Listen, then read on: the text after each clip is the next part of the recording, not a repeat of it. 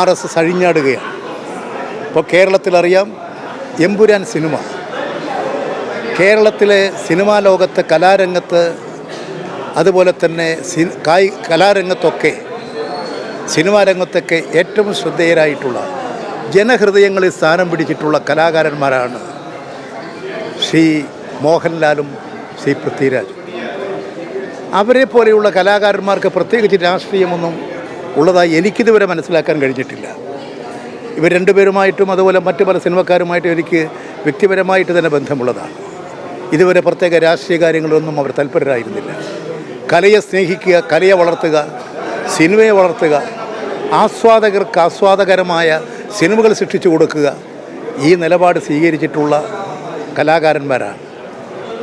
എമ്പുരാൻ സിനിമയ്ക്ക് നേരെ ആക്രമണം, RSSൻ്റെ ഓർഗനൈസർ അംഗീകാരം കിട്ടിയാലേ ഇവിടെ സിനിമ എഴുതാൻ പറ്റും, സിനിമ സ്ക്രിപ്റ്റ് എഴുതാൻ പറ്റും, സിനിമ അവതരിപ്പിക്കാൻ പറ്റും, പാട്ട് പാടാൻ പറ്റും, പ്രസംഗിക്കാൻ പറ്റുള്ളൂ, ചിന്തിക്കാൻ പാടുള്ളൂ എന്നാണോ?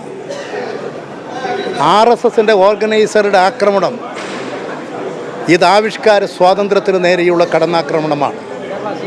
ഇപ്പോൾ ആവിഷ്കാര സ്വാതന്ത്ര്യത്തിന് നേരെയാണെങ്കിൽ നേരത്തെ കലാകാരന്മാർക്ക് നേരെ, സാഹിത്യകാരന്മാർക്ക് നേരെ, ശാസ്ത്രചിന്തകന്മാർക്ക് നേരെ എത്രമാത്രം ആക്രമണം അഴിച്ചുവിട്ടു.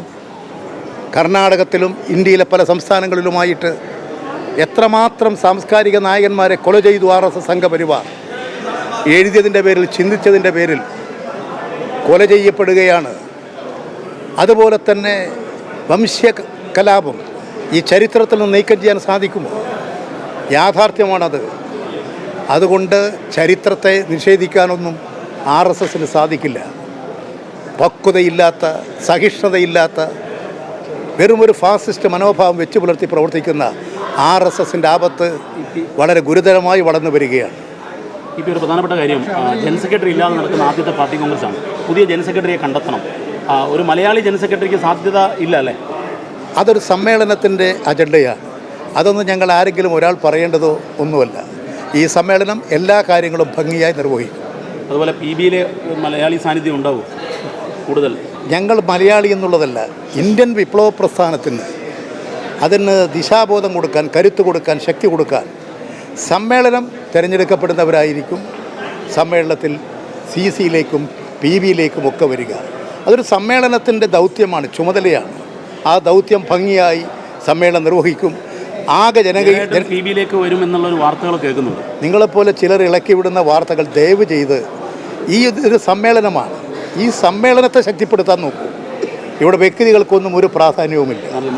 ഈ സമ്മേളനം അതിൻ്റെ ചരിത്രപരമായ ദൗത്യം നിർവഹിക്കുക, നയപരമായ രൂപീകരണം, ഇന്ത്യൻ ജനങ്ങൾക്കാകെ പ്രചോദനം കൊടുക്കുന്ന കരുത്തും ശക്തിയും കൊടുക്കുക, അതിനുള്ളൊരു വേദിയാണിത്.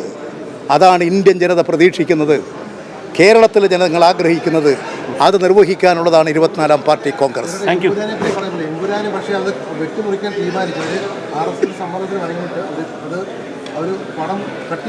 അവർക്ക് രാഷ്ട്രീയമൊന്നുമില്ല, അവർക്ക് കലയെ സ്നേഹിച്ച് വളർന്നു വന്നിട്ടുള്ളവരാണ്. ഈ പൃഥ്വിരാജിൻ്റെ പിതാവ് സുകുമാരൻ ഒരു നല്ല കലാകാരനായിരുന്നു. ഒരു കലാകുടുംബമാണവർ.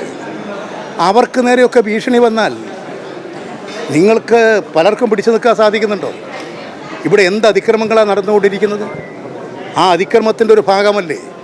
അതുകൊണ്ടൊരു കലാസൃഷ്ടിയെ തന്നെ ആക്രമിക്കുക, കലാസൃഷ്ടിക്കുന്ന കലാകാരന്മാർക്കെതിരെ ആക്രമണം നടത്തുക, അവർക്ക് നേരെ സൈബർ ആക്രമണം, ഇത് ഏത് രാജ്യമാണ്? ഇതെവിടെ ചെന്നെത്തി നമ്മുടെ നാട്? എനിക്ക് ജനങ്ങളോടാണ് അഭ്യർത്ഥിക്കാനുള്ളത്. BJPക്ക് പിന്നിലും അല്ലാതെയുമുള്ള മുഴുവൻ ജനങ്ങളും, എല്ലാ പാർട്ടികൾക്ക് പിന്നിൽ അടിതരുന്ന ബഹുജനങ്ങളുമാണ് ഈ കാര്യങ്ങളെക്കുറിച്ച് ചിന്തിക്കേണ്ടത്, പ്രതികരിക്കേണ്ടത്.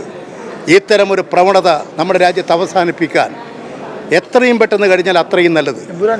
ലക്ഷക്കണക്കിന് ജനങ്ങളുടെ ഹൃദയങ്ങളിൽ ഇരിക്കുന്ന കലാകാരന്മാരാണ്, അഭിനേതാക്കളാണ്, സൃഷ്ടികർത്താക്കളാണ് മോഹൻലാലും പൃഥ്വിരാജൊക്കെ. ഞാൻ സിനിമ കണ്ടിട്ടില്ല, ഇപ്പോഴെനിക്കത് കാണണമെന്ന് ആഗ്രഹമുണ്ട്. പക്ഷേ ഇത് വളരെ പെട്ടെന്ന് തന്നെ കഴിയുമോ എന്നുള്ളത് അറിയില്ല. ഏതായാലും ഇനി 6-ാം തീയതി 7-ാം തീയതി വരെ ഇവിടെയായി.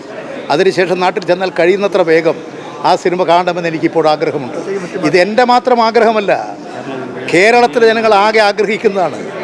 ഈ സിനിമ ജനജീവിതത്തിൻ്റെ ഭാഗമാണെന്ന് ഇപ്പോൾ ജനങ്ങൾ ചിന്തിക്കാൻ തുടങ്ങിയിരിക്കുന്നു. ഈ ഇന്ത്യയുടെ സാംസ്കാരിക ഭൂപടത്തിൽ ഗോദ്ര എന്ന് മിണ്ടാൻ പറ്റാത്തൊരു സാഹചര്യം RSS ഉണ്ടാക്കുകയാണ്. തീർച്ചയായും ഇത് അതാണ് RSSൻ്റെ അജണ്ടയാണ്. അത് BJPയിലൂടെ നടപ്പിലാക്കുകയാണ്, ഭരണത്തിലൂടെ നടപ്പിലാക്കുകയാണ്.